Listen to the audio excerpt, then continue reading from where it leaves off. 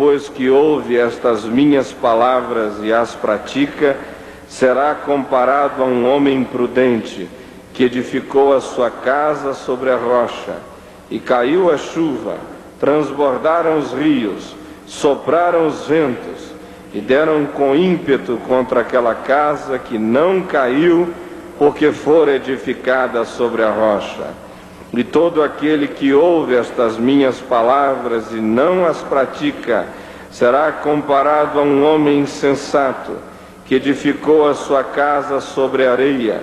E caiu a chuva, transbordaram os rios, sopraram os ventos, e deram com ímpeto contra aquela casa, e ela desabou, sendo grande a sua ruína. Senhor Jesus, nós invocamos juntos o Teu nome mais uma vez. Nós Te louvamos pelo que Tu estás fazendo aqui, pelas vidas que já se abriram imensamente para Ti e para a Tua palavra, pelas novas disposições, pelas novas percepções, pelas decisões feitas, pelos compromissos renovados, pelas crises de consciência tão salutares, pela ressensibilização da alma. Nós Te louvamos, Senhor, pelo reacender de fagulhas de amor e de disposição de verem essas fagulhas se transformarem em chama de amizade, de autodoação, de compromisso, de entrega conjugal e familiar. Nós pedimos, Senhor Jesus, que agora Tu abras a nossa mente e o nosso coração, Tu nos disponhas, que Tu nos deixes absolutamente vulneráveis à ação do Teu Espírito e à Tua palavra. Queremos que Tu nos fragilizes, não haja resistência em nós àquilo que Tu queres realizar na nossa existência, no fundo do nosso ser, a começar de agora. Nós pedimos em Teu nome, Jesus. Amém. Podem assentar-se.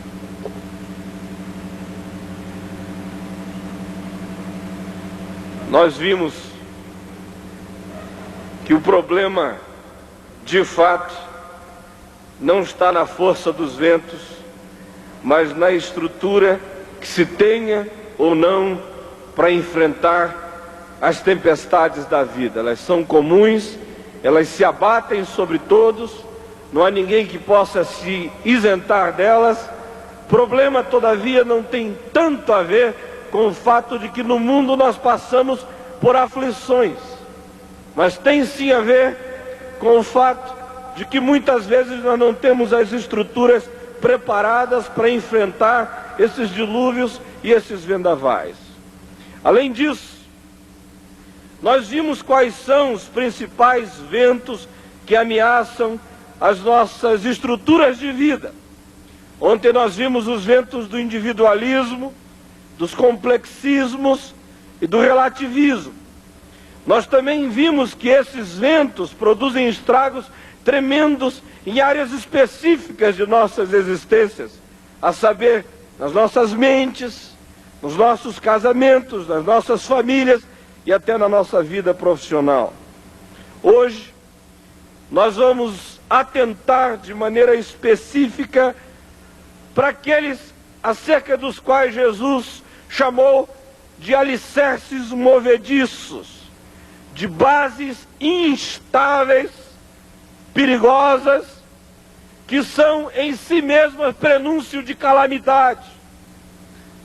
Nós já vimos também desde o primeiro dia que Jesus disse que os alicerces firmes para a vida, para a alma, para o ser, são aqueles que são erigidos sobre a base da sua palavra. Todo aquele, pois, que ouve estas minhas palavras, as palavras do Sermão do Monte que ele acabara de ministrar, aqueles princípios todos, todo aquele que ouve estas minhas palavras e as pratica, é como alguém esperto, sábio, prudente, sensato, que está erigindo uma casa sobre estrutura sólida e que vai aguentar os dilúvios da vida. Mais do que isso, Jesus nos ensina neste texto também que nós temos dois tipos de alicerces básicos sobre os quais construir a nossa própria vida, a nossa própria existência. Ou a gente constrói o projeto da nossa vida sobre a rocha da palavra, ou a gente constrói o projeto de nossa própria vida nas bases movediças e arenosas daquelas situações que se nos afiguram às vezes sólidas, mas são absolutamente ilusivas e que haverão de ser a base que vai chupar, engolir, destruir a nossa própria edificação na vida. As bases arenosas sugeridas por Jesus são aquelas que têm relação específica no Sermão da Montanha com os nãos de Jesus. Frequentemente ele diz não, não faça isto, não se encharque disto, não se deixe empanturrar daquilo outro, não fale desta maneira, não pense deste modo, não haja desse jeito, não sinta e não guarde sentimentos como este. Não, não, não. O Sermão do Monte está repleto de negativas poderosas, massacrantes, chocantes. Jesus diz, não faça. Em outras palavras, se você não der ouvido e você fizer, você transformar essas negativas em coisas que vão constituir o projeto da sua vida, sua construção, sua arquitetura conjugal, familiar, profissional, existencial, emocional ou em qualquer outro nível. Jesus diz, você vai viver e experimentar as consequências de ter construído com material e ter construído o projeto que eu disse que, em sendo levado a cabo, destruiria aqueles que neles, porventura, viessem a confiar. Nós temos no Sermão da Montanha 10 nãos, 10 bases tremendamente movediças, mas terrivelmente ilusivas, no que diz respeito a nos darem a sensação de que aquele que constrói sobre elas é o forte, é o esperto, é o que sabe das coisas, é o que se endureceu para aguentar as pancadas da vida. E Jesus diz, ironicamente, o contrário. Esses que constroem sobre estas bases da rigidez humana são geralmente aqueles que se fragilizam e se vulnerabilizam ante os ventos e os dilúvios da existência. Quais são essas bases? Quais são esses projetos? Quais são esses alicerces? Quais são essas casas construídas na areia? Primeiramente, constrói nessa base movediça aquele que constrói sem planta, aquele que constrói sem projeto. Veja no capítulo 5, no verso 17, o que Jesus diz acerca deste problema da amorfidade moral, essa falta de forma, de traço, de desenho, de arquitetura, de projeto, de planta, de rumo, de princípios, de coisas bem esquadrinhadas, bem definidas, de limites, de referências. Ele diz, não penseis que vim revogar a lei ou os profetas. Não vim para revogar, vim para cumprir. Não vim ensinar a vocês um projeto de vida amorfo, sem referência, sem rumos, sem construções, sem projeto. Ao contrário, eu vim encarnar isso, cumprir, para ensinar a vocês um projeto encarnado. Porque vos digo, se a vossa justiça não excederem muito a dos escribas e fariseus, jamais entrareis no reino dos céus. Aqui Jesus está falando de uma vida sem valores, de uma vida sem princípios. A ausência de valores e de princípios deixa a alma como a terra no princípio, sem forma e vazia. Valores são a alma do comportamento. Princípios são as expressões sistemáticas dos valores íntimos que se transformam em coisa concreta que a gente vive e assume socialmente, na presença de todos os homens, nos nossos vínculos e nas nossas relações mais distintas. Jesus diz que os princípios da palavra deveriam ser referência para a vida em todas as gerações. Ele diz: ninguém imagine que vai chegar um tempo em que esses princípios e esses referenciais vão ser abolidos ou revogados.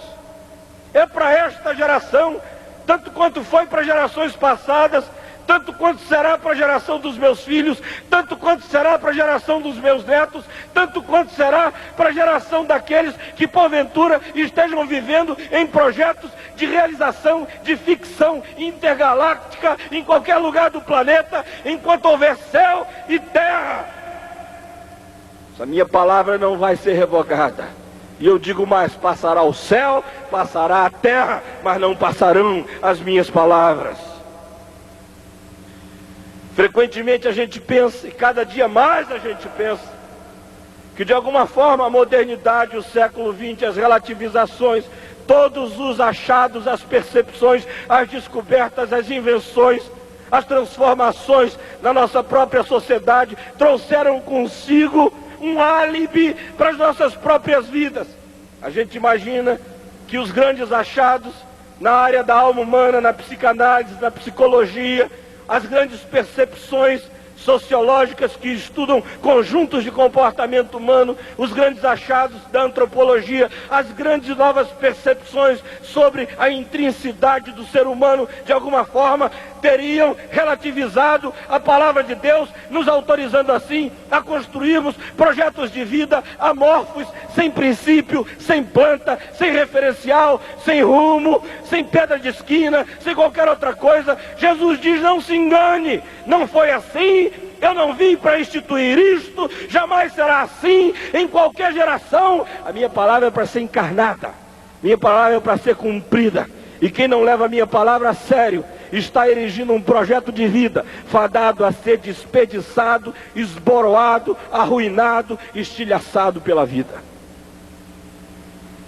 Parte da calamidade dos nossos dias tem a ver com a total falta de valores firmes que se transformam em princípios sistematicamente praticados nas vidas das pessoas. Nesse sentido, conforme eu lhes disse ontem à noite, essa teologia evangélico-existencial do sentir no coração é uma desgraça, na medida em que faz as pessoas não terem mais a palavra na mente como referência para as suas vidas e terem institucionalizado o sentir do coração como a norma das normas em qualquer direção que o coração aponte.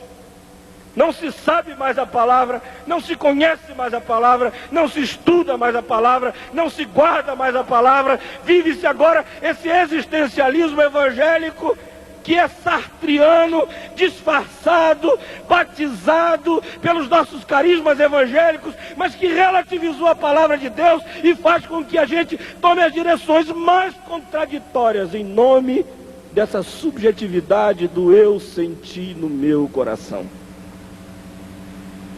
Resultado é ruína. Construa essa casa sem planta. Vá tentando, fazendo acréscimos. Fica bonitinho assim. Puxa para cá. Estica para colar. Não, puxa o telhado aqui. Estica essa viga. Alarga essa coluna. Construa esse projeto de vida que Jesus diz vai cair na sua cabeça. Segundo lugar, ele diz: se você quiser construir para a ruína, construa usando lixo como alicerce para o ser. Quer construir para a calamidade? Ao invés de colocar bases sólidas, erija sobre lixo emocional, psicológico e existencial. Veja no capítulo 5, do verso 21, verso 26, o que ele diz. Esses que constroem sobre lixo para o ser, como as casas das favelas, das encostas, das montanhas no Rio de Janeiro, erigidas sobre lixo. Nos primeiros dilúvios e nas primeiras chuvas vão ver o projeto inteiro rolar para baixo. Ele diz que esse construir sobre lixo, para o ser, é botar na base do ser antipatia, ira, ódio e desprezo. Eu aqui quero pensar em antipatia, que é essa coisa absolutamente oposta ao empatizar, ao sentir, ao se dar, ao gostar, gratuito, gracioso.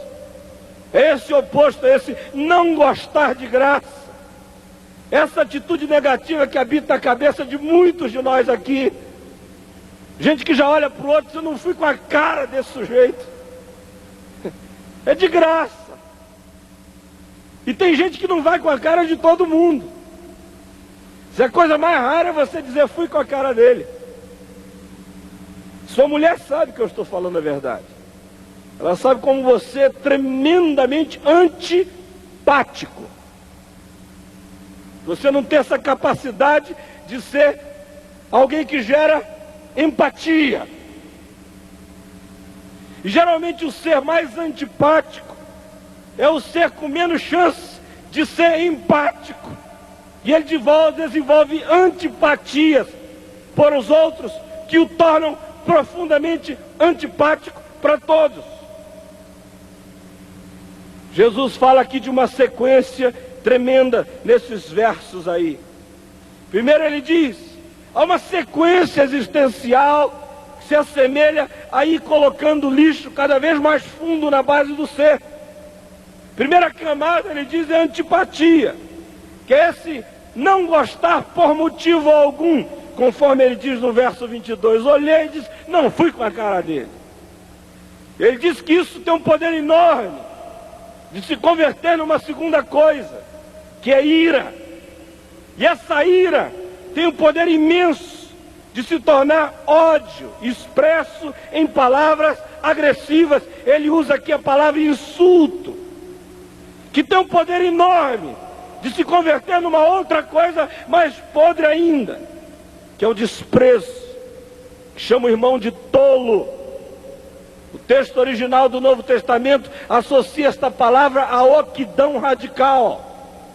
É olhar para o irmão e dizer, ele não é nada, ele é um vazio, ele é menos que verme, ele é o buraco negro, ele não existe, ele é a antimatéria, o não ser, a coisa desprezível.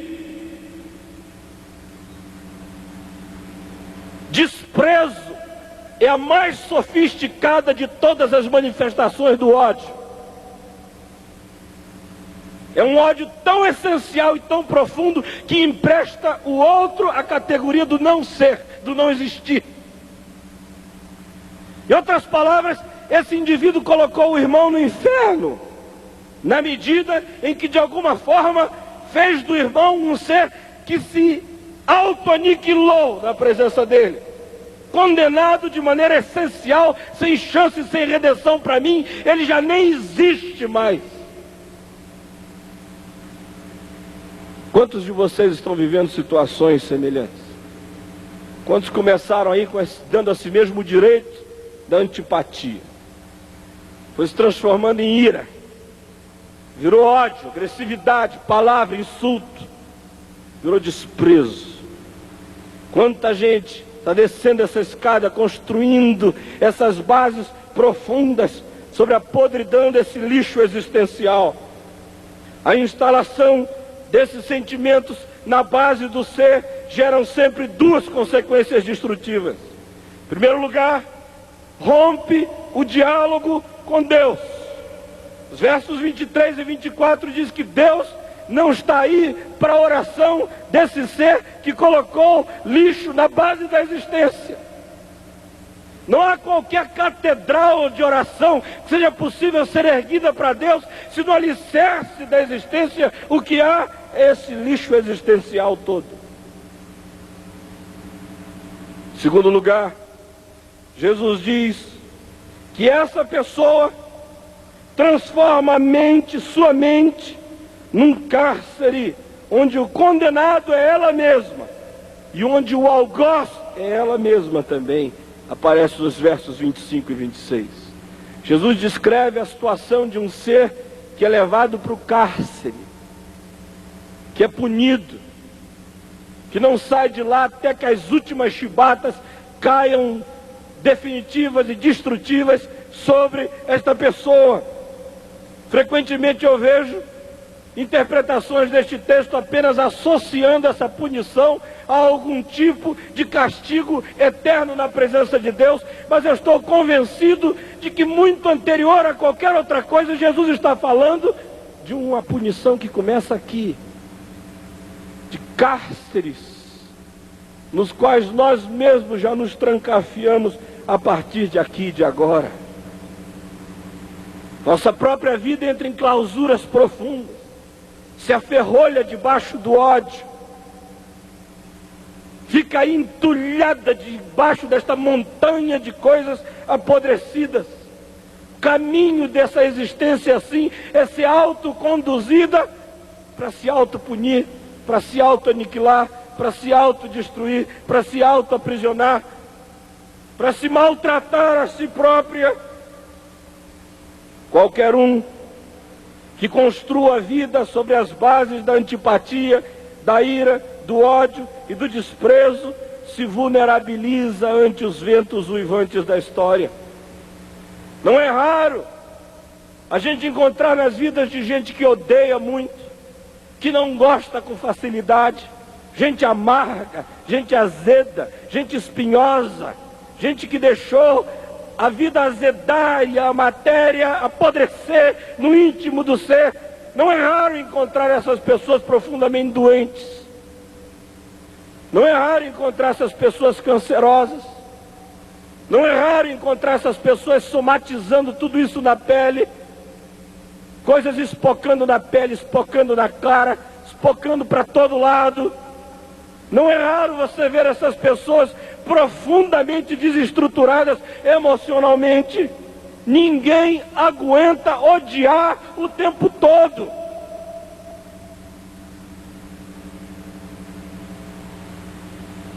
E aí o processo daqueles que olham para fora com ódio, antipatia, acabam experimentando esse bumerangue emocional que volta e os atinge, os come, e os destrói, e os engole por dentro como se fosse um monstro alojado na base do ser. Ouça o que eu estou dizendo a você em nome de Jesus. Não se brinca com isto aqui.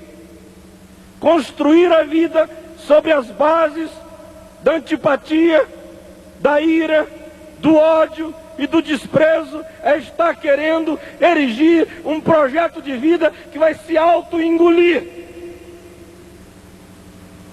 Lixo não é bom alicerce para se aguentar com ele os ventos da história.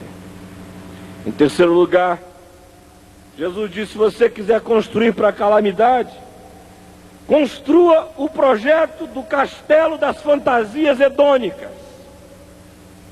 Construa aí o seu cabaré particular, que é erguido sobre a planta das traições subjetivas e o material das traições objetivas. Veja o capítulo 5, versos de 27 a 32, onde Jesus começa falando da fantasia da mente, do devaneio, da viagem sexual que não para em momento algum, que quase que encontra orgasmo na subjetividade, no despir um outro, no invadir a intimidade do outro, no dançar as danças mais prazerosas de uma sexualidade roubada de alguém que nem sabe que é desejada de maneira tão compulsiva. Jesus diz: começa aí na fantasia hedônica, que é erguida sobre a planta das traições subjetivas e sobre o material das traições objetivas logo a seguir. O adultério é uma das mais terríveis formas de traição. Tanto é que ela é a causa das causas para terminar um casamento de Jesus, no verso 32, se o cônjuge não tiver estrutura suficiente para oferecer um perdão mais generoso do que a dor e a mágoa contida. Isso é terrível. Frequentemente, com muito mais frequência do que eu gostaria, eu encontro senhoras que me falam dos seus maridos e me dizem: olha, pastor, ele está fazendo isso tudo para mim, mas eu tenho uma tranquilidade no meu coração. Eu sei que ele não me trai. E o marido tinha conversado comigo uma semana antes, me contando os casos dele todinho. Aí você olha ali no olho daquela mulher, tão cheia de certeza: olha, ele está me maltratando, me trata mal, está antipático, duro, amargo, ranzinza, pão duro, doente. Mas eu tenho uma certeza: trair, ele não me trai. 2 meses atrás, um marido me telefonou, conversou comigo, abriu o coração e me disse: olha, a minha mulher está me deixando profundamente em dúvida acerca de muitas coisas, mas eu tenho uma tranquilidade: eu sei que ela não me trai. Um tempo depois, acidentalmente, eu conversei com a esposa dele, que me abriu o coração e disse: tem uma coisa que está me comendo, eu traí o meu marido.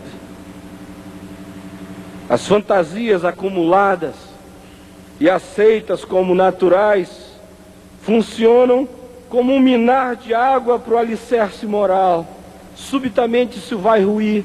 Se alimenta isso com fantasia, com fantasia, com fantasia. Isso vai minando as bases. Um dia a estrutura inteira cai. E aí, eu diria que há uma associação profunda de toda essa fantasia com o problema da síndrome de Cinderela dos nossos dias, que é esse romanticismo hollywoodiano que nos invadiu. Frequentemente você vê as pessoas vivendo em mundos paralelos. Ele assumiu que ele é um ator de Hollywood e ela assumiu que está vivendo o papel de uma deslumbrante qualquer de um cinema de sedução. Você acha que eu estou brincando? Eu não estou brincando não, eu sei que estou falando alguma coisa que passa quase todo dia pela cabeça da maioria das pessoas. A traição objetiva é quase sempre o último passo de um caminho pavimentado sistematicamente e livremente por fantasias. Uma ocasião, uma senhora me procurou, me contou as situações terríveis que tinham acontecido na vida dela, e de como ela tinha se envolvido com um garoto bem mais novo do que ela, profundamente atraente e sedutor, e ela casada, embarcou na do garoto, tiveram um caso, e ela me disse: eu sabia que ele estava me enganando, eu sabia que ele estava me enganando. E ela deu um sorriso, se traiu completamente, disse: eu me senti, sabe, como aquela mulher daquele filme Relações Perigosas, Ligações Perigosas. Eu olhei e falei: meu Deus, ela não conseguiu nem esconder de onde é que a fantasia inteira brotou. Seguiu fundo no caminho, foi. Ligações perigosas. Você não quer ir, mas precisa ir. Tem que viver o papel até o fim. O adultério frequentemente arruína muito mais que a relação conjugal, a qual ele certamente arruína, a menos que a graça de Deus intervenha com a reconstrução do perdão, da misericórdia e de uma atitude larga que oferece espaço para o cônjuge ser restabelecido na vida da gente. Frequentemente, mais do que a relação conjugal, ele arruína também a família, tira o respeito dos filhos e o respeito próprio, diminui a performance profissional e, sobretudo, fragiliza a base emocional e psicológica do ser.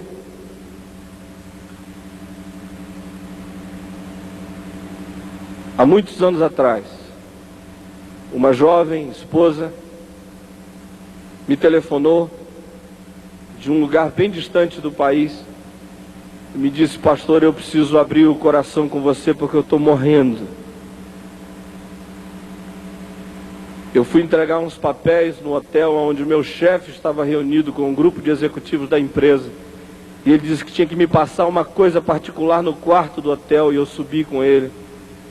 Ele me empurrou na cama me despiu, eu gelei, deixei ele fazer tudo o que queria fazer comigo, angustiada, mas sem saber dizer não, vivendo uma ambiguidade enorme, porque lá no fundo eu tinha uma atração fortíssima por ele.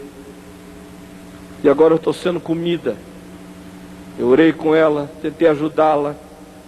Moramos muito distantes, a minha vida é muito agitada, é quase impossível ajudar sistematicamente a qualquer pessoa. Não muito tempo depois, eu vim a saber que ela estava morrendo de câncer. E eu fiquei muitas vezes me perguntando quão aquele sentimento tão esmagador, tão terrível que se instalou ali, não teria de alguma forma gerado esse processo inteiro que comeu a menina de culpa, de agonia, foi destruindo tudo. Outra ocasião eu encontrei um homem que disse que adoeceu terrivelmente depois do seu adultério, não conseguiu se recuperar, até que de alguma forma livrou-se da culpa e recebeu perdão. Jesus disse: se você quiser construir um projeto de vida para se esboroar, brinque com a fantasia, deixe a imaginação correr solta, viva um sonho hollywoodiano, embarque nessa síndrome de Cinderela, construa esse castelo hedônico e leve até as últimas consequências a obstinação de realizar os seus próprios desejos fora do seu casamento e aguente as consequências, porque a casa vai desabar. Em quarto lugar, ele disse: se você quiser desestruturar a sua vida, é fácil, é só usar barro como argamassa, é só construir com coisas sem consistência. Veja no capítulo 5, do verso 33 ao 37, como ele fala da inconsistência das palavras, coisas que não têm densidade, que não são concretas, que a gente não consegue pegar, não consegue dizer é sim, não, não é, não é não, é vago, é etéreo, é inconsistente. Poucas coisas são mais autodestrutivas do que a falta de consistência para com as nossas próprias palavras, a falta de poder para cumprir os nossos juramentos e promessas. Quando nós não temos consistência interior em relação ao que dizemos, aí então surgem os mecanismos de fuga de responsabilidade. Aí a gente diz: não, foi o céu, foi a terra, é Jerusalém, o lugar santo, ou é pela minha cabeça que eu prometo. Versos 35 e 36.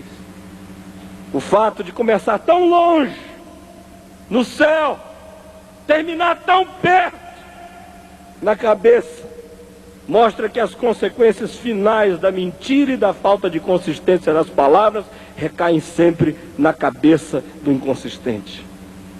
Além de tudo isto, Jesus diz que nada tem procedência mais claramente maligna do que a mentira, seja ela explícita ou seja ela maquiada pelo sagrado, conforme Jesus afirma no verso 37.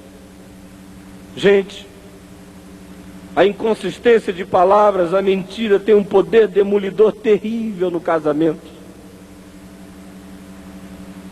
Talvez uma das coisas mais frequentes na abordagem, na conversa com homens e mulheres conflituados nos seus casamentos seja o fato que eles perderam a confiança uns nos outros.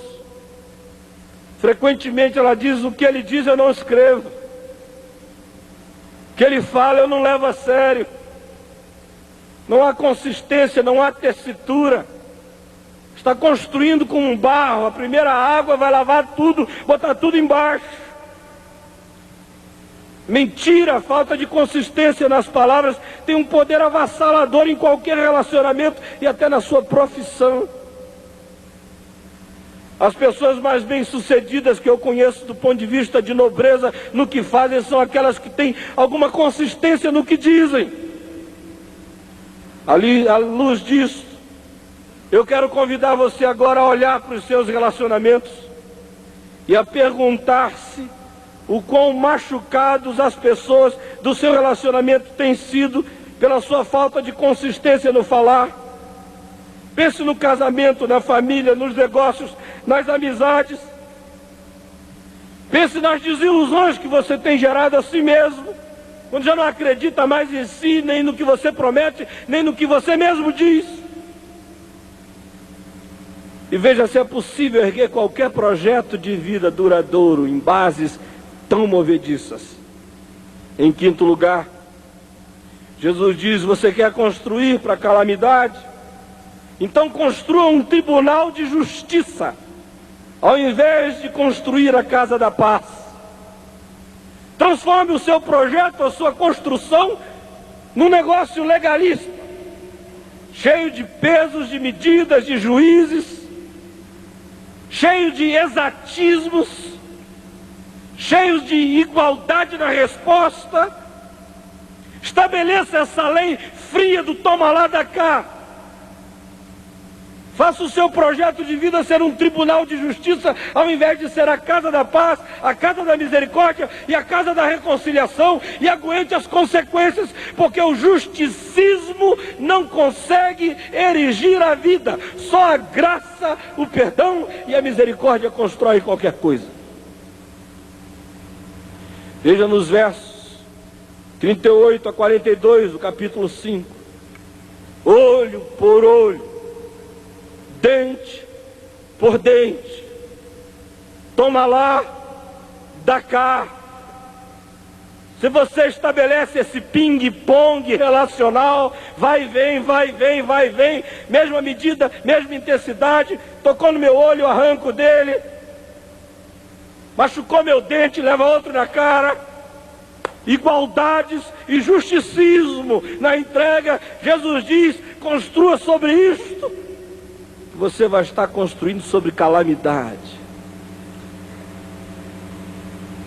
Parece estranho dizer isso, mas Jesus diz que esse justicismo que muitos maridos aqui vivem, muitas mulheres vivem sobre eles, as casas de muitos de vocês não são lares de reconciliação, são tribunais de justiça.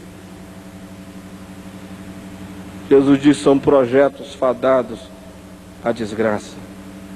As pessoas mais vulneráveis na vida são aquelas que se sentem forçadas a dar o troco.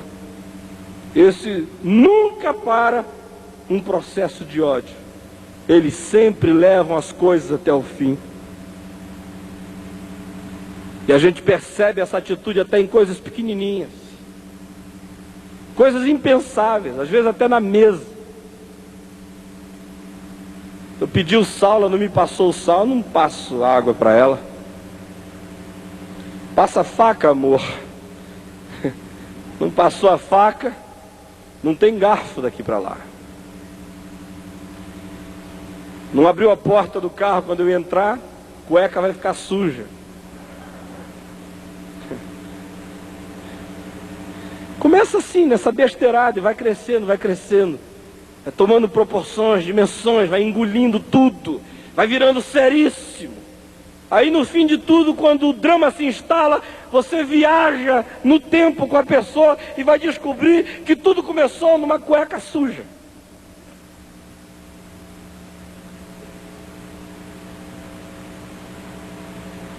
O sentido de justiça dessas pessoas tem como ponto de honra a autodefesa. Elas sempre têm que ganhar o argumento, não importa o que aconteça. O justicismo vingativo inicia intermináveis processos de guerra. Jesus diz: olha, ninguém pode com o perverso, ninguém pode com o que demanda, nem com o que obriga. Com o perverso não adianta você trabalhar processos tipo toma lá da cá, porque sempre vai voltar pesado para a tua cara. Perverso é insensível. Olho por olho, dente por dente não funciona com ele. Ele vai sempre devolver numa medida mais forte, vai te achatar. Jesus diz: com o perverso a gente lida diferente, a gente não resiste, a gente dá outra face, a gente cessa a demanda, a contenda. A gente, em sendo obrigado, anda um pouco mais, vai mais além. Quem é que pode inibir o perverso? Há não muito tempo atrás, Uma senhora me disse: olha, eu fui perversa para o meu marido por anos e anos e anos. Como é que esse marido podia lidar com essa mulher por anos e anos e anos, com essa mulher que hoje diz: eu fui perversa? Na base do toma lá da cá. Como é que se pode lidar com um homem que demanda, que obriga?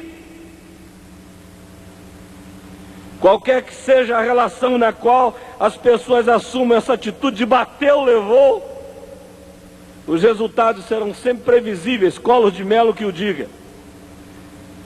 O bumerangue da vingança sempre alcançará o vingador. É por isso que no Velho Testamento Deus fazia previsão para a salvação do vingador, que era uma cidade de refúgio. Vai para lá, que é para quebrar o processo, porque se fica aqui, isso não cessa nunca. É sangue e sangue e sangue. Em sexto lugar, Jesus diz: você quer construir para a ruína? Construa fachada para inglês ver. Está aí no capítulo 6, do verso 1 ao verso 18.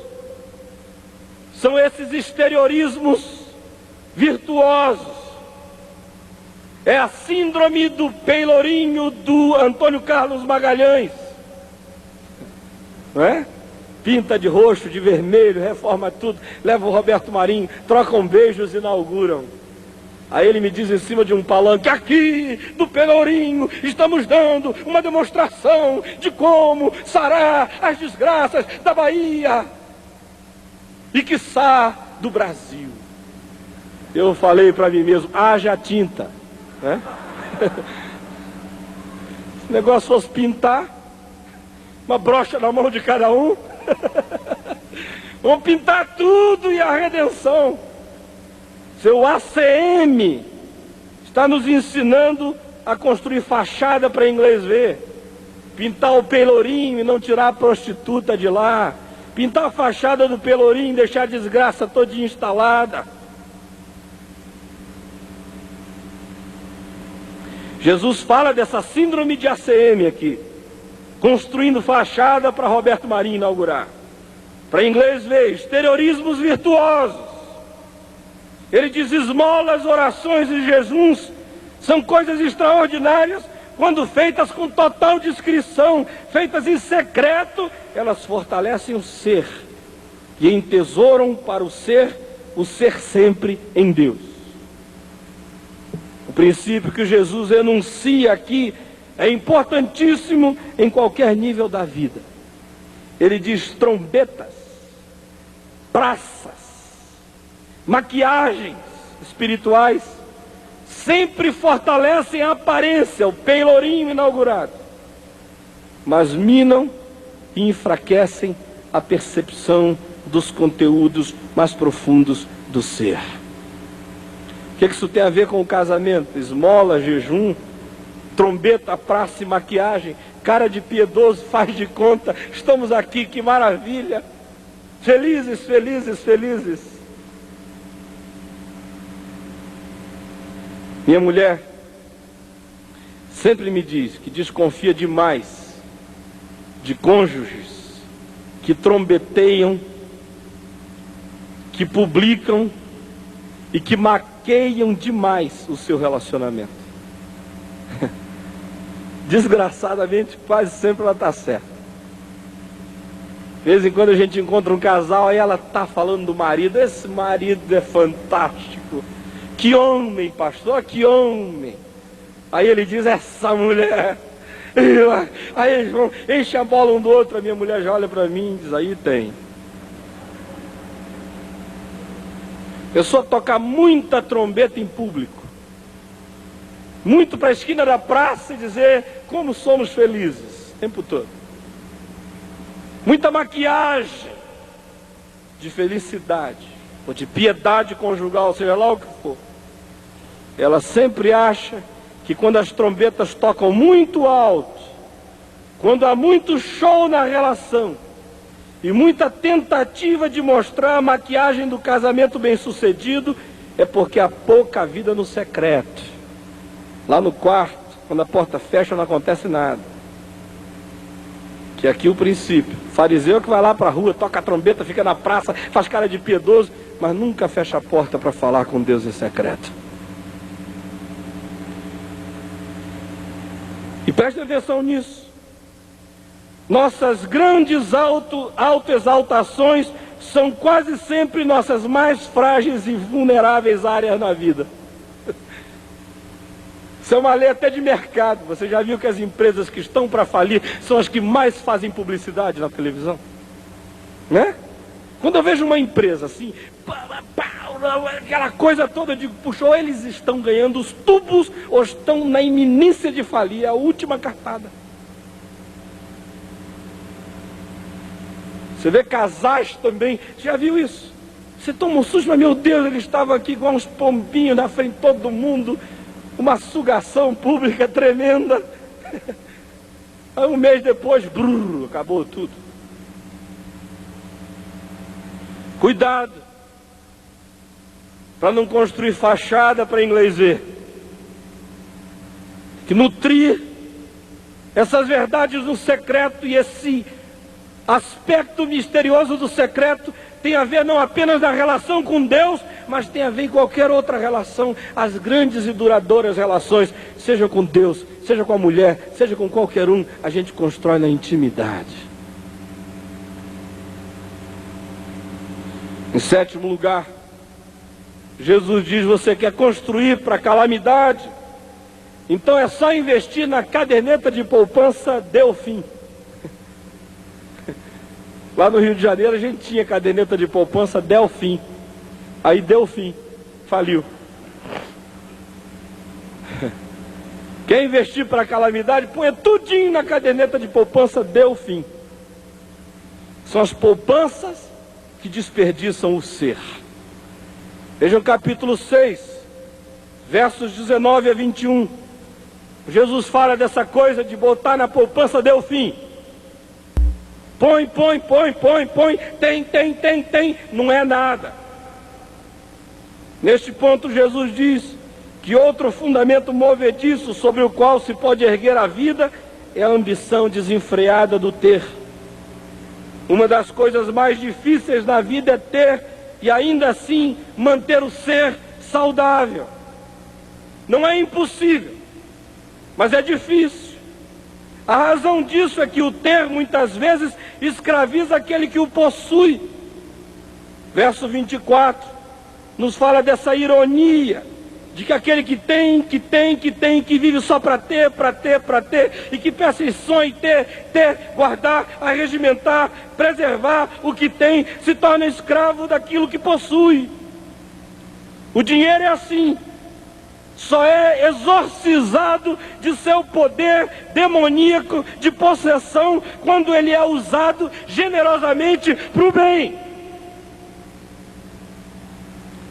Além de escravizar as pessoas a coisas, a desenfreada busca do ter também escraviza a alma à imprevisibilidade do futuro, que é a ansiedade. Vejam o capítulo 6, do verso 25 ao verso 34, onde Jesus fala dessa ansiedade da vida. O ansioso é aquele que consegue a façanha de trazer todas as trágicas possibilidades do futuro para lhe fazerem companhia já agora, no presente.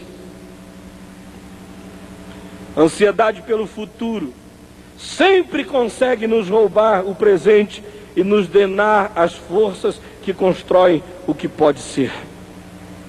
Quem é que pode negar que casamentos, famílias, empresas e almas têm sido destruídas pela ilusiva poupança do ter que desperdiça o ser? Erguer a vida sobre as bases do ter é extremamente falso e frágil. Frequentemente a gente vê casais postergando o seu projeto de intimidade, de encontro, de amizade, de aconchego, de ternura, de lealdade, de compreensão, de serviço mútuo, de se darem, de se afirmarem, de se ajudarem, de abrirem espaço um para o outro, sempre adiando, sempre postergando isso para aquele dia quando eles vão ter. Quando a gente tiver 2 carros vai ficar mais fácil. Quando tiver 3 eu vou te tratar melhor. Quando a casa de campo chegar eu vou ser uma bênção. Quando eu estiver ganhando 3 vezes mais, você é um anjo. E aí ele vai, e ele ganha, e ele tem, e ele tem. Quanto mais ganha, menos é. Porque está ganhando não para repartir, está ganhando nessa ilusiva perspectiva de que quem ganha é quem tem. Frequentemente quem tem é o que mais perde quando tem às custas de ser.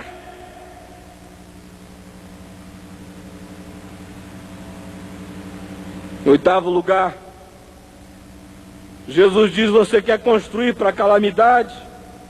Construa um kitnet psicológico. Vai viver num kitnetzinho, aí você vai ver o que é bom. Quando a chuva cair, vai o teu kitnet rolar todinho, barranco abaixo. Veja aí no capítulo 7, do verso 1 ao verso 4, como Jesus fala dessa edificação do kitnetzinho. Essa coisa apertadinha. Você já viu que vida mais apertada do que essa aqui? Isso é medidas, pesos, julgamentos. Puxa para cá, cada centímetrozinho aqui. Estou vendo algumas senhoras aqui, já me revelaram assim na cara que os maridos são assim, né? Quando eu falei ali, uma senhora quase que deu um grito com o olhar, sabe? Se olhar assim para você, uma empatia tão grande assim: vai fundo, pastor, chegou minha vez. Bate nele. Isso é interessante porque aqui de cima a gente fica vendo tudo isso, vocês se traem toda hora. Por isso que eu digo que o diabo não precisa ser coisa alguma. As pessoas dizem: será que o diabo lê a mente? Eu digo: e precisa. Tá na cara.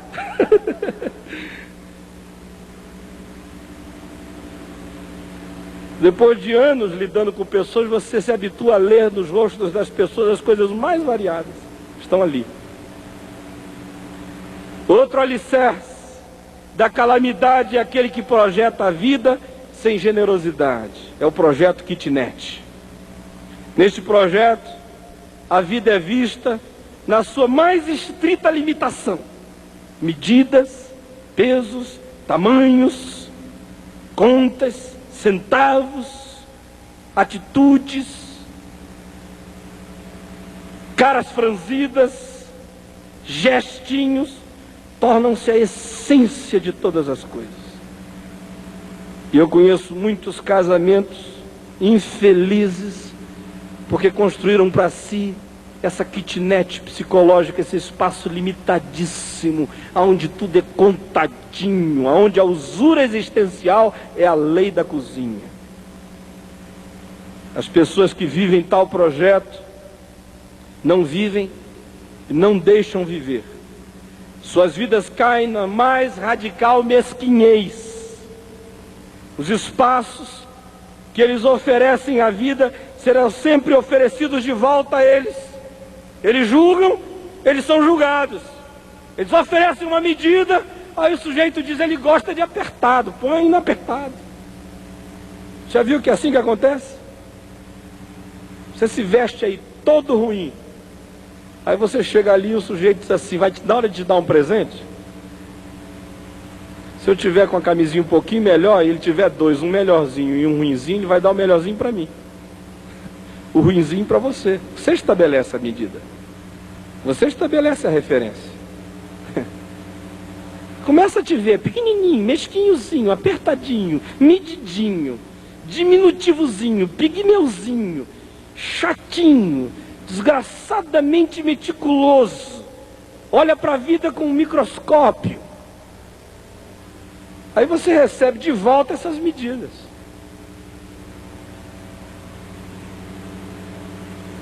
Quanto mais diminutos eles são, mais prisioneiros de sua pequenez. A visão que tais pessoas têm da vida é tão pequena que lhes impede de discernirem a vida com propriedade.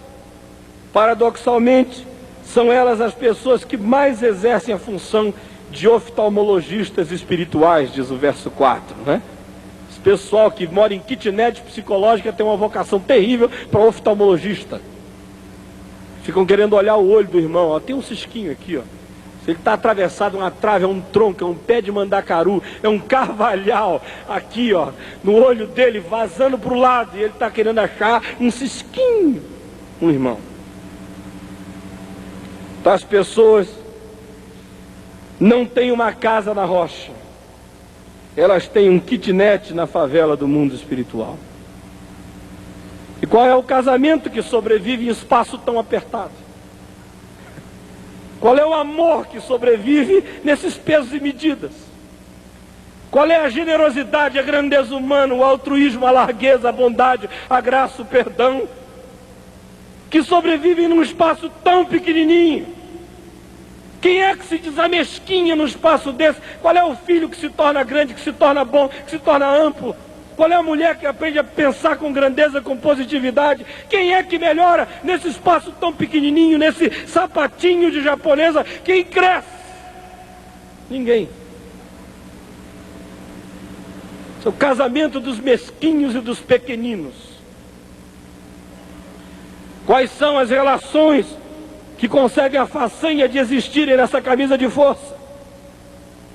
Quem é o amigo que aguenta os toques estúpidos desse oftalmologista cego? Isso é grande paradoxo. Você é ceguinho, ceguinho, ceguinho. Qual foi o curso que você fez? Oftalmologia.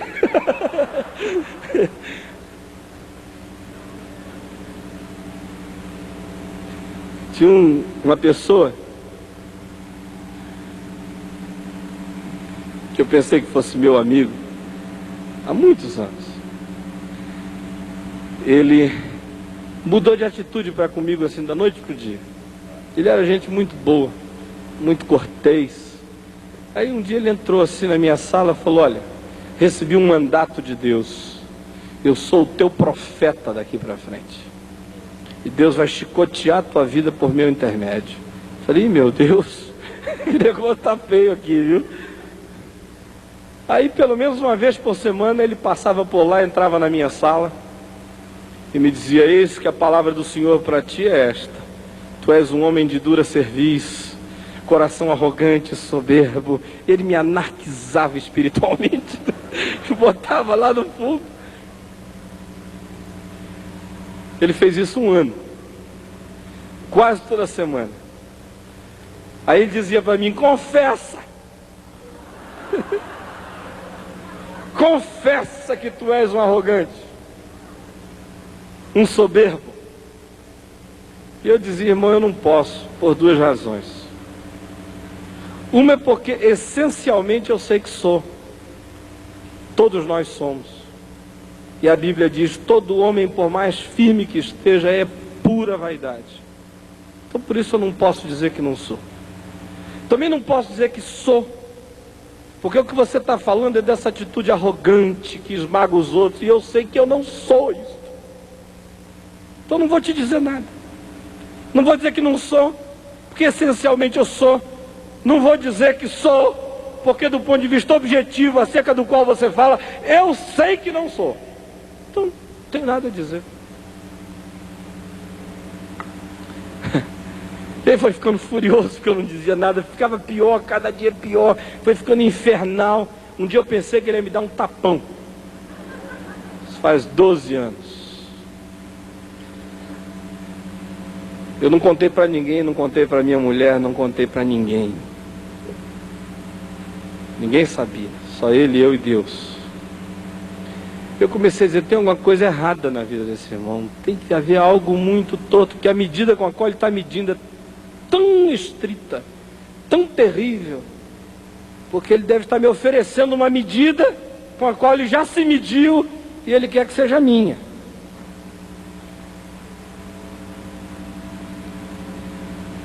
Aí meu pai veio de Manaus me visitar no Rio, e eu falei para ele: ô pai, eu estou aqui com um problema há um ano, eu não quis contar para ninguém, mas tem esse irmão que resolveu ser o profeta Elias da minha vida e acha que eu sou o Acabe ou a Jezabel. Se Elias está nas ruas visitando o meu escritório. Aí meu pai olhou para mim e falou: você aguentou um ano? Eu falei: pô, foi. Ele falou: no primeiro mês eu tinha chamado, tinha dado uma decisão nele, em nome de Jesus. Você aguentou um ano esse negócio? Eu falei: eu achei que era bom para mim. Eu fiquei lendo a palavra de Deus, e quando Simei amaldiçoou Davi, e Davi disse: olha, não façam nada com ele, porque pode ser que Deus o tenha levantado para me quebrantar, e se Deus o levantou, deixa ele falar. Agora, se eu voltar diferente, nada tiver acontecido, ele aguenta as consequências. Obviamente, não era o meu caso. Meu pai disse: eu acho que você deve conversar com ele. Virou, tá doentio isso, fala com ele. Eu chamei. Falei: olha, irmão, você vem há 1 ano me dizendo isto. Eu acho que eu já ouvi, já andei com você a 25ª milha. Então daqui para frente está ficando patológico, doentio. É melhor então a gente evitar se encontrar. Se você está tão convicto de que eu sou tão torto assim, você ora por mim e eu vou estar orando por você. Ele ficou ofendidíssimo e foi embora. Alguns meses depois, um amigo me chamou, um amigo da cidade, pastor, colega, e disse: olha, aquele moço foi flagrado, ele tem se masturbado na janela da casa dele para as meninas do quarteirão verem, tentando agarrar a empregada, violentar pessoas. E aí eu entendi tudo. Em 9º lugar, Jesus diz: você quer construir para a calamidade? Construa a casa da madame porcina e do senhorzinho malta. Que é um projeto de vida assim, bem calamitoso. Construa a casa da madame porcina, do senhorzinho malta. Lembra dele? Roque Santeiro. É o lugar onde os porcos comem com os nossos filhos. Verso 6. Não deis aos cães o que é santo, nem lanceis ante os porcos as vossas pérolas, para que não as pisem com os pés e voltando-se vos dilacerem. A principal ideia dessa negativa de Jesus é que uma das coisas mais autodestrutivas, que mais se voltam contra a gente, que mais nos dilaceram, é a indiscrição. É o que pega essas coisas preciosas e joga assim para fora, sabe? Pega a pérola e oferece para porcos, e compartilha a santa ceia com dóbermas. Nada é mais vulnerabilizante do que o compartilhar indiscriminado das preciosidades do ser e das intimidades da vida. Frequentemente eu vejo pessoas dilaceradas, engolidas e comidas porque jogaram pérolas aos porcos. Quantos casamentos não têm se vulnerabilizado assim? Às vezes eu fico corado de vergonha quando eu vejo algumas senhoras no meio de 25, 30 outras pessoas dizerem o que aconteceu na última relação sexual que ela teve com o marido. Se teve orgasmo ou não teve. O que acontece, o que ela diz quando está tendo prazer. Ou maridos que às vezes abrem essas intimidades tremendas. Pessoas que não sabem com quem compartilhar, apesar de que eu creio que essas coisas deviam ser quase incompartilháveis. Elas são do segredo, do secreto, da caixinha que você guarda no quarto. Quando você fala sobre elas, você fala com gente muito séria, e você fala não de maneira a fotografar o que você está dizendo, você define situações amplas.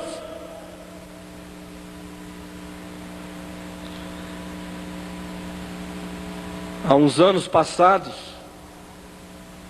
uma senhora me procurou com o marido e me contou como ela lançou pérolas aos porcos para um porcão. Foi procurar um líder espiritual que não era um pastor, era um porcão. Contou para ele em detalhes a frustração sexual dela. Como é que o marido não tinha performance, jamais tinha tido um orgasmo na vida. Não sabia nem o que era. Tinha loucura para saber que o marido era um enjoado, que não tinha nenhuma criatividade na cama. Contou tudinho.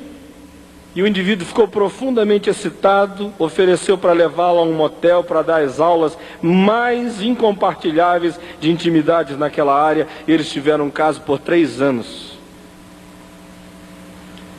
Cuidado para não lançar pérolas aos porcos. Cuidado para não devassar sua intimidade. Às vezes eu vejo maridos que abrem a coisa sobre o que as mulheres sentem, o que dizem. A casa deles parece que fica assim descortinada. Vejo pais que pegam pérolas da intimidade da família, preciosidades íntimas e jogam assim para fora, desnudam os filhos completamente. Cuidado, meu irmão, minha irmã, para você não pegar essas preciosidades que são suas e jogar para qualquer porco ou qualquer cão na esquina. Isso é coisa preciosa, para ser guardada com maior discrição. É sua intimidade. E você divide no máximo, da maneira mais discreta possível, mais honrada possível e sem desnudar de maneira alguma aquele que é o dono do tesouro com você. E em último lugar, amém? Aleluia. 9h20. Em último lugar, vocês estão felizes que a gente está terminando? Em último lugar, quer construir para a calamidade? Edifique a capela do lobo mau. Ou brinque de chapeuzinho vermelho na igreja do lobo mau. Às vezes você fica pensando que essa coisa aqui da casa, da estrutura, da família, não passa por quem é que lidera você espiritualmente, mas passa. Último princípio, nesses fundamentos movediços que Jesus diz, ó, cuidado, não vá, não fique, abra o olho, é esse, cuidado com o lobo mau.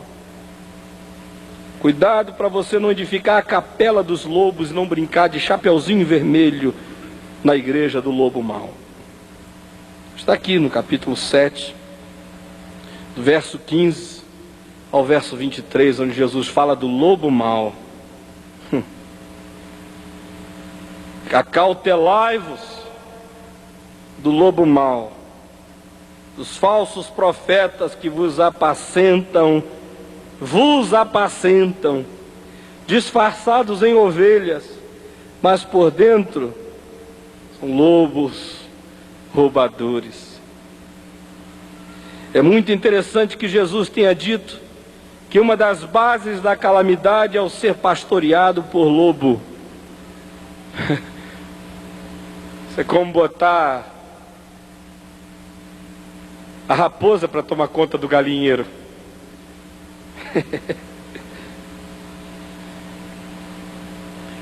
Botar o coelhinho para tomar conta da plantação de cenoura. E ficar chocado porque no fim houve uma tragédia. Jesus diz, acautelai-vos.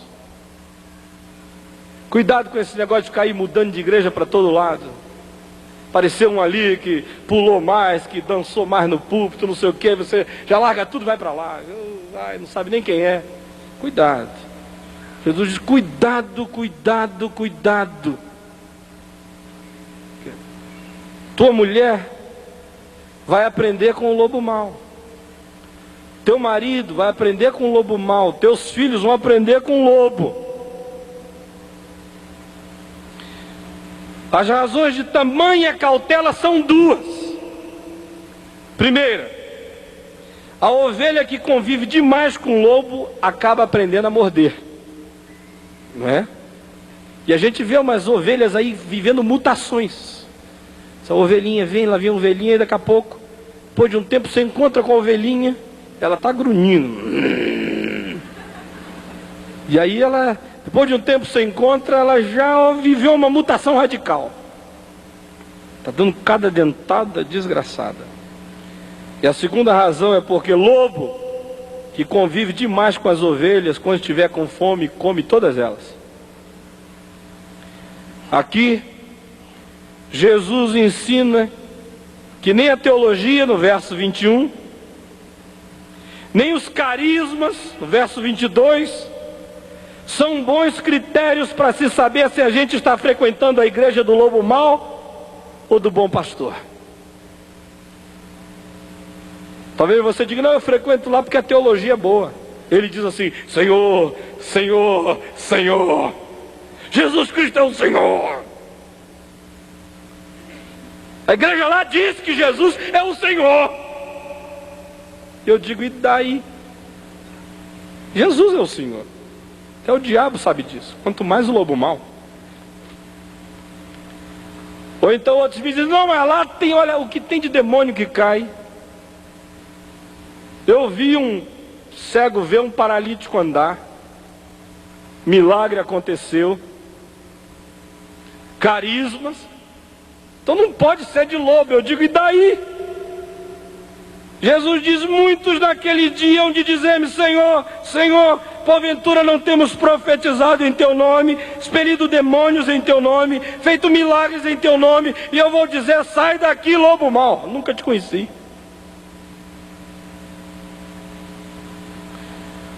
O Globo Repórter me entrevistou semana retrasada para um programa que vai sair sexta-feira que vem, na Semana Santa, sobre milagres, perguntando se eu acredito que para que um milagre aconteça é preciso que o intercessor seja santo. Falei, não, meu amigo, até safado opera milagres. Porque quem opera milagre é Jesus, que se compadeceu da Dona Maria, do seu João. Milagres acontecem até apesar do intercessor. Citei esse texto, Jesus disse, operar milagre não tem nada a ver. Porque quem opera milagre não é quem diz que o milagre vai acontecer. Quando um demônio sai, não é porque um pastor é poderoso. O demônio sai é porque o nome do Senhor Jesus é vitorioso. Ninguém devia mais ter dúvida a esse respeito. Jesus disse, olha, esse não é critério. Chegar e dizer, olha, homem de Deus, porque ele falou, sai demônio, demônio saiu, o demônio tinha mais é que sair. Em nome de Jesus. O critério é outro. Não é teológico e nem é carismático. Jesus diz, o critério para se saber se você está sendo pastoreado por lobo ou por bom pastor é o critério moral. É o critério do ser, é o critério da vida, é se ele faz a vontade do Pai que está nos céus e se ele se afasta da iniquidade. Porque se não tiver compromisso no dia a dia com a vontade do Pai, não tiver compromisso no dia a dia com repúdio à iniquidade, pode estar operando todos os milagres e pode estar encharcado de teologia, é lobo mau, cuidado. Quantos aqui já não tiveram a família, os filhos e o casamento, a vida espiritual e até os negócios ameaçados por um lobo mau que pastoreou você? Quantos perderam a fé? Quantos ficaram cínicos? Quantos nivelaram tudo por baixo? Quantos agora dizem, não, é tudo igual, é tudo a mesma coisa, não acreditam mais em nada? Quantos foram usados? Meu irmão, minha irmã, Jesus diz que quem constrói a vida sobre estas bases ou traz projetos está fadado a ver a sua casa ser varrida pelo furor dos ventos da história. Cuidado para você não construir sem projeto, não construir sobre o lixo existencial, não construir o castelo das fantasias hedônicas, não construir no barro da falta de consistência das palavras, não construir no tribunal do olho por olho, do dente por dente, não construir na fachada, no trombetear, no faz de conta, na tapeação de coisas que são só encenação, que não tem nada a ver com o íntimo. Cuidado para não estar fazendo essa poupança Delfim, que não deixa nada para hoje e nem para sempre. Cuidado para não estar erigindo esse kitnet apertadinho dos juízos e das medidas que vão acabar sufocando você e sua casa. Cuidado para não se transformar em viúva porcina, dando pérolas aos porcos, e para não estar ajudando a construir a capela dos lobos. Jesus diz que todo aquele que ouve essas suas palavras e não as pratica, será comparado a um homem insensato que edificou a sua casa sobre a areia, e caiu a chuva, transbordaram os rios, sopraram os ventos e deram com ímpeto contra aquela casa, e ela desabou, sendo grande a sua ruína. Você sabe qual é a palavra do Senhor. Levante-se daqui, peça a Deus graça para praticá-la, em nome do Senhor Jesus. Vamos ficar em pé. Amanhã de manhã eu vou estar querendo falar sobre essas bases positivas, esses fundamentos inalteráveis que constroem a vida. A gente já sabe demais o que não fazer. Nós queremos agora aprender o que fazer, como viver, como existir, construindo o que é sólido e duradouro. Vamos curvar a cabeça e vamos orar ao Senhor. Pegue na mão aí do seu irmão, da sua irmã, da mulher, marido, dá um abraço nele, nela, um abraço gostoso.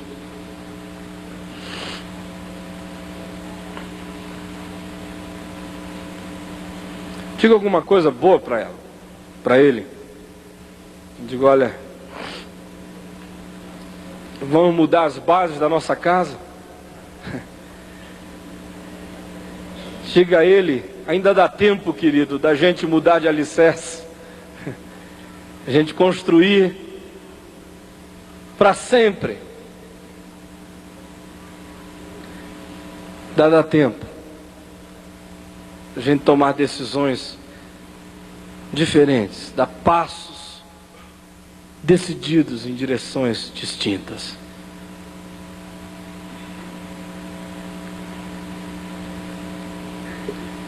Agora, se você não quiser ouvir essa palavra, eu queria fazer um pedido a você. Se não quiser praticar essa palavra, por favor, não me peça nem para orar por você, porque não tem oração poderosa que vá fazer acontecer bênção na vida de alguém que não quer construir sobre a palavra. E quem disser que a oração poderosa te abençoa apesar da tua transgressão à palavra, está mentindo. Porque Deus não é promíscuo. E Ele não abençoa a transgressão da sua palavra. Vamos curvar a cabeça e vamos orar juntos.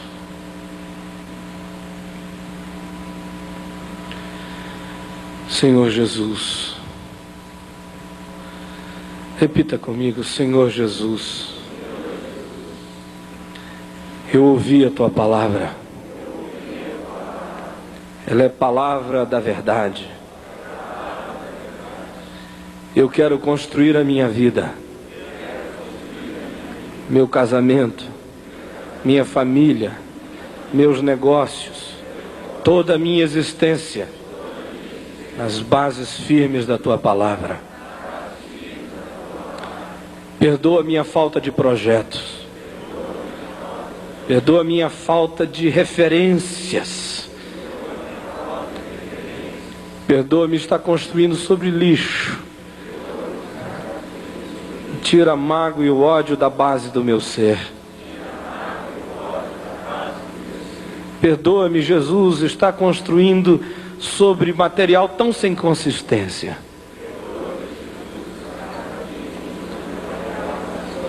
Restaura-me o poder de dizer palavras verdadeiras. Ajuda-me a dizer sim quando é sim. Ajuda-me a dizer não quando é não. Senhor Jesus, livra-me do castelo das fantasias. Ajuda-me a ver de que o que é real é o meu cônjuge. Minha mulher não é a do outro. Meu marido não é o da vizinha. Meu marido é o meu marido, minha mulher é a minha mulher. Ajuda-me a amar a realidade do que tu me deste. Senhor Jesus, livra-me de ser mesquinho. cheio de juízo, pequenino, indiscreto. Senhor Jesus, livra-me das fachadas, do faz de conta, do desempenho, da falsa espiritualidade, do amor fingido.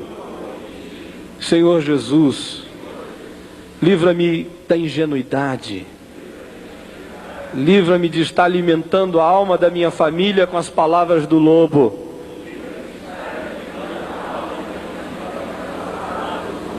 Senhor Jesus, quero construir a casa da paz, a casa da reconciliação, não um tribunal de justiça.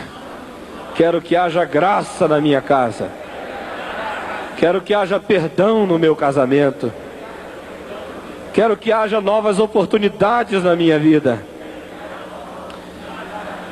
Quero ser generoso para receber generosidade. Quero ser misericordioso para receber misericórdia. Ó Senhor Jesus, faz isto em mim. Fortalece o meu coração. Fortalece o meu poder de decidir. Derrama o Espírito Santo sobre mim. Coloca dentro de mim essa santa vontade de construir sobre a rocha. Realiza isso na minha vida.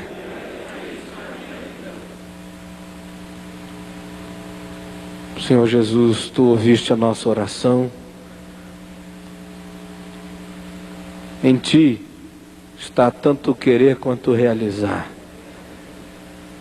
Fortalece nosso ego, nossa pessoa, nosso indivíduo, o ser que somos. Coloca dentro de nós vontade férrea, compromisso e aquelas santas compulsões do Espírito Santo, para que a gente ouça a palavra e a pratique. Por favor, Jesus, em Teu nome. Amém, amém. Vamos cantar. Toda a força. Eu sei que foi pago um alto preço para que contigo eu fosse o meu irmão. Irmãozinho. Jesus derramou sua vida, Ele pensava em ti.